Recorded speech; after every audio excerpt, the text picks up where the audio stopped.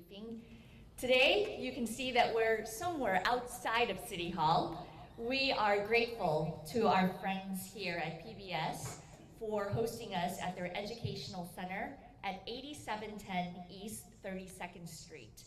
This is an opportunity for you all to also check out this resource in our community, and we are really appreciative of PBS for that opportunity. We are again happy to be here at PBS Kansas the Children's Educational and Discovery Center, which is a great resource right here for our kiddos and families. The center is open 10 a.m. to 4 p.m. on weekdays and serves over 11,000 visitors last year. I'd like to welcome up Victor Hogstrom and Lynn Wolf to discuss more about PBS Kansas and the Education Center and how the center serves children, families right here in our community, and how residents like you can help support this great resource. Victor? Thank you, Mayor. And it's my pleasure to welcome everyone, and thanks to the city and our mayor for using our facility. Let me let you know that our Director of Education will be telling you a little more about the center, Lynn Wolf. But this is the first of its kind in America for any public television station. And the good news is it's free to the public. But I'll tell you a little bit first about public television, your station. PBS Kansas is your public television station, served by a volunteer board of directors that take up the time and help set policies, guide the process, and help make sure that things are going right. And we have the chairman of our board here right now, Kyle Lasdell. Stand, Kyle. There he is back there. All right. And of course, another member of the board, Tom Zwimke, is also here. Tom, wave. There you go. Thank you. So PBS Kansas is your public television station. It's a community licensee. We have to raise 74% of our budget annually. That's a tall order, and you will agree. So we call upon the public, corporations.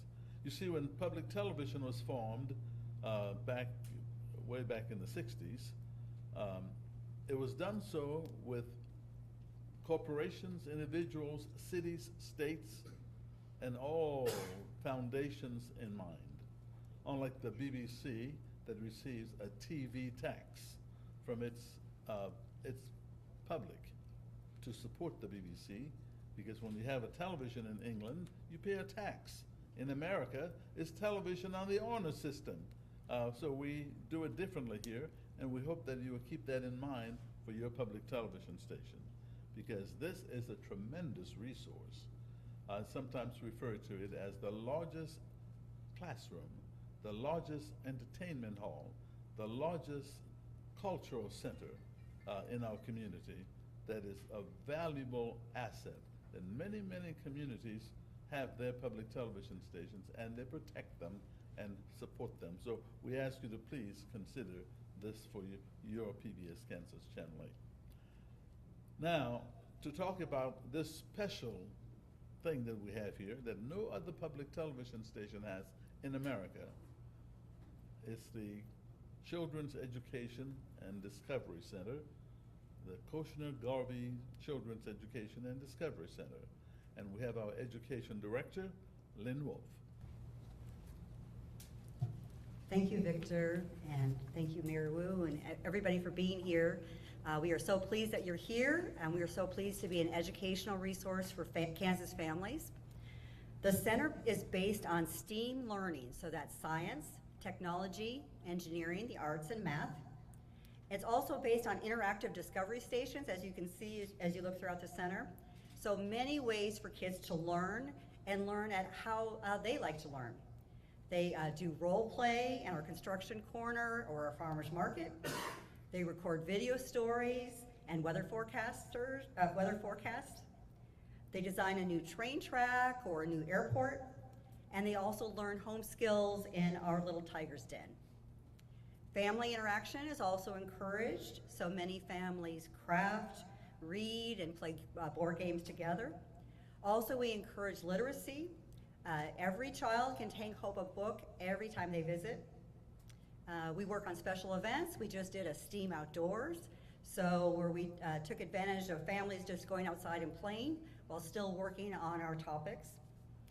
We also have 2 story times a month, including a bilingual story time. And then we work to reach families across Kansas because we know that many families may not be able to come all the way into the center.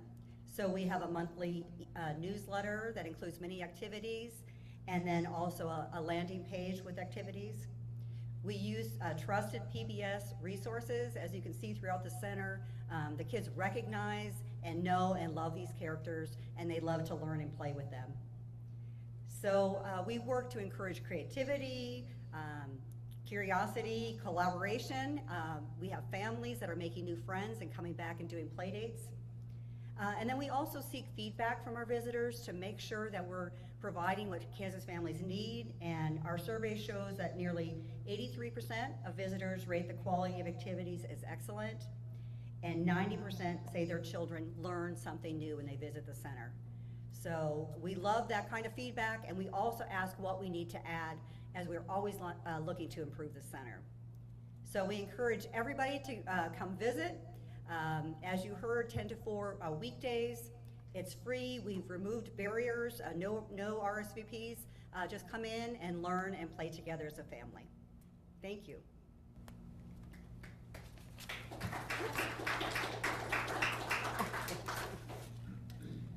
Thank you very much, Victor, and thank you very much, Lynn.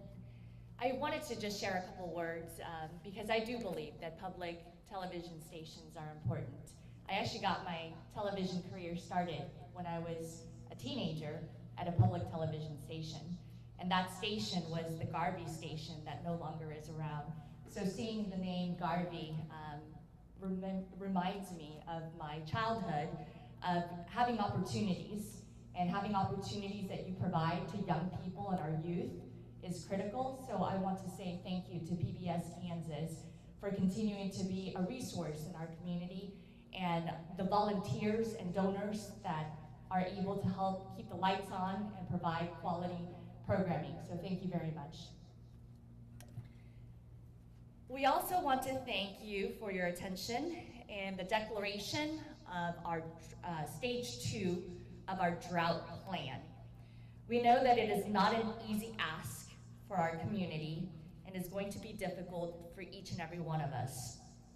To recap, we want to encourage residents to water lawns once a week. Some businesses that create their core economic activity from outdoor water use are exempt, but all other customers, including wholesale, commercial, and residential customers, are asked to do their part to cut back. Please remember that these businesses typically employ a lot of people in our community, and in many cases are often owned and operated locally. The drought is caused by a lack of rain at Cheney. We will be in the drought for 2 months and will reevaluate restrictions at the end of September, which brings us through the irrigation season. This is the first time we have enacted these mandatory restrictions, and we're grateful for the patience and willingness to cooperate that we have seen from our community so far. Our goal is to cut back on community-wide water use.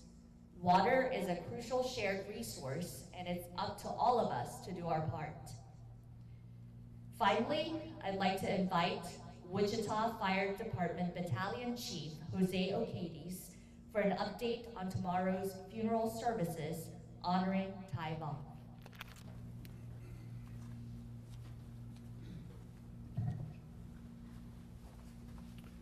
Thank you, Mayor Wu. Thank you, Mr. Victor and PBS Kansas for hosting today's mayor's briefing. We would like to take this opportunity to thank the community for the outpouring support since the tragic loss of firefighter Voth.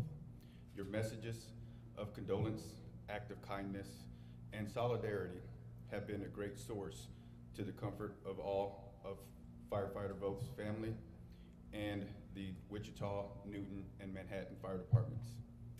It is during times like this that we truly feel the strength and unity of our community. Firefighters Vote's funeral service is scheduled for Friday, August 9th at the Park City Arena, 8151 North Hartman Arena Drive, Park City. Public viewing begins at 0900 hours with funeral services at 1000 hours.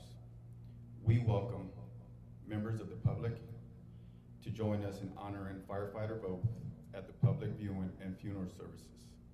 Additional information for media will be shared later in the day per the request of the family. Thank you. Thank you, Jose. And thank you again to our community for honoring firefighter Vote. I'm also very appreciative that a lot of businesses and local organizations have turned their lights red in honor of firefighter Vote, as well as the fire department. So we are very appreciative of your support. A reminder that we have moved our agenda review for tomorrow. It will now be held at 2:30 in the afternoon. And we also have canceled the director's update to accommodate for the funeral services for firefighter Vote. Now, the city and our Wichita Fire Department do appreciate all of the outpouring of community support following last week's tragedy.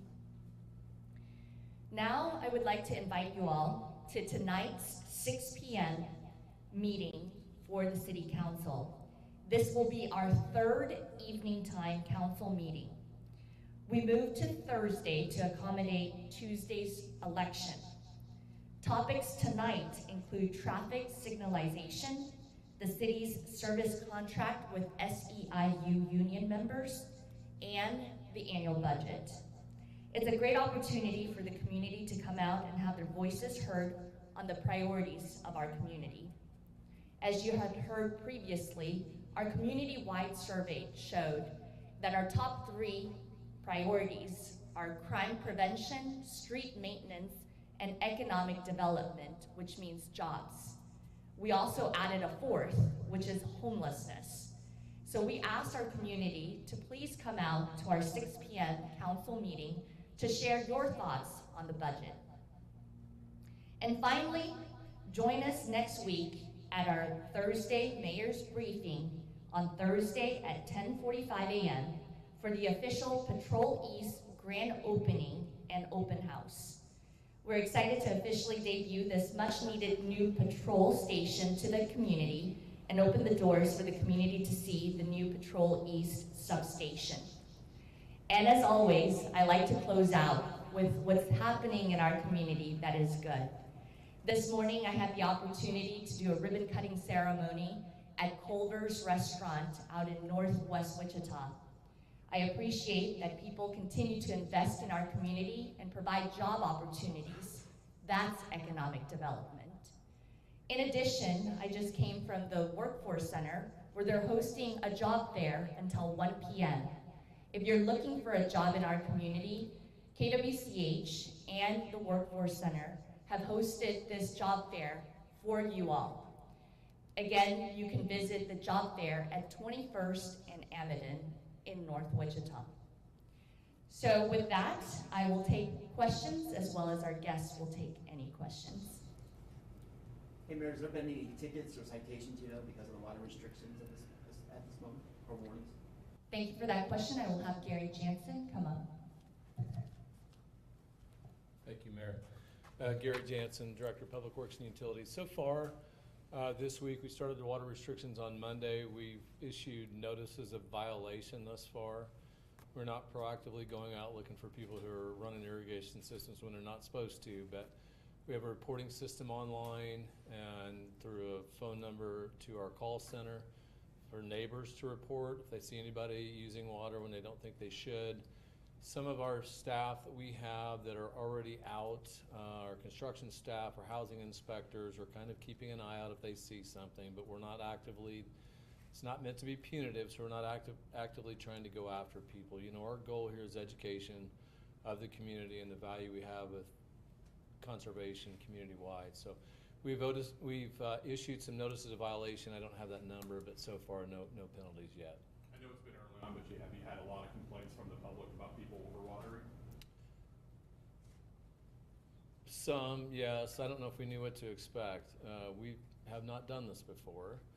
And so we're venturing into new territory so far this week. We wanted to allow some time.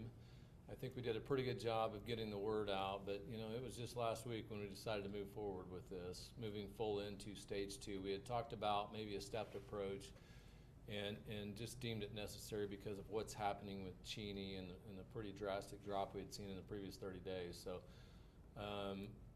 we wanted to give it some time before we really start pushing harder. We're going to continue our outreach. We're going to continue our educational message. I've seen and heard a lot of positive feedback about people wanting to do the right thing, but there's a little bit of both. We're getting complaints also. Some of the notices of violations we've already issued. There are folks who want to appeal that. So we're seeing a little bit of everything. Hopefully as we get past this first week, things will start to settle in and we'll be able to see how effective it's been. I was just saying on that, when do you expect to start seeing how effective your precautions with the drought? So we're able to monitor daily pumping volumes at our water treatment plant. I don't know what those look like yet because we wanted to get a full weekend. Probably early next week we'll start evaluating the data that's coming out of Hess Pump Station, pumping to the city, and see what impact that we're having. We're hoping, especially with the temperatures that we had the previous 30 days leading up to this, that we'll see a steadying of use and start to see a decline. We were targeting 10% just to give us something to shoot for. I think that's an achievable target, and next week I think we'll really start to tell where we're at. Thank you, Gary. Any final questions? Of course, for the deputy chief, about the, if there's a route that people can, is there a route procession over, if that route's been announced, people could pay their respects? You're asking about the procession from the arena itself? Yes. So right now we are, everything has been finalized on the route with the assistance from Wichita Police, Sheriff County, Sedgwick County Sheriff, along with Harvey County Sheriff, to assist us in being able to lay firefighter oath at the cemetery in Whitewater. Right now there will be maps showing the routes that will be taken for firefighter oath from the arena itself. So we'll be traveling out of the arena northbound on Broadway, and then we'll be heading east on towards Whitewater at the cemetery location. But there'll be more information on that, along with staging, and dignitaries and family will be parking associated with the arena parking lot. Are people encouraged to come to the route or not? Go around the route, or how's that being handled?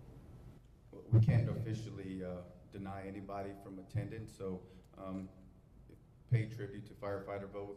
They could follow along, but at the request of the family, it's very limited and just more than fire departments and family private ceremonies that will be associated at the cemetery itself. How many different departments across the area are you expecting or have heard from participating in this? Right now, the early numbers of attendance, we have a total of around 37 different agencies as far as the East Coast, from Boston along the East Coast and also West Coast. So honor guard members, 20 different vehicles from outside agencies is the count right now also. So just the outpouring from not just locally in the community itself, but the brother and sisterhood of fire department, first responders as a whole has been overwhelming. So tomorrow to see